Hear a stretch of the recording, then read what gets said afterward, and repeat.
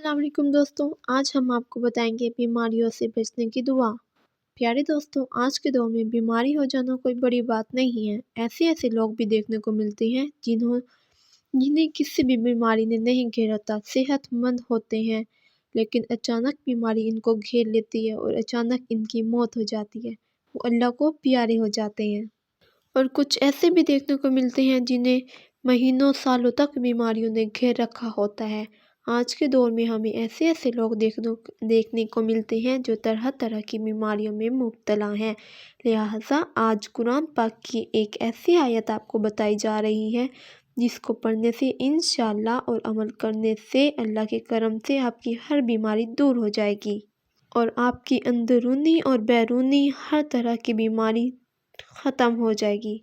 اللہ پاک آپ کو ہر طرح کی بیماری سے شفا عطا فرمائے گا۔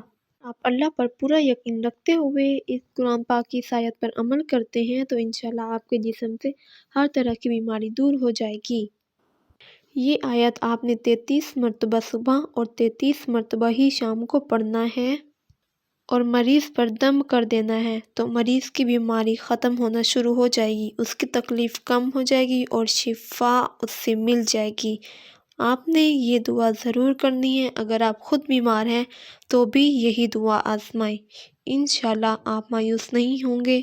یہ دعا پڑھ کر دعا کریں، دم کریں، اللہ آپ کو صحت عطا فرمائے گا۔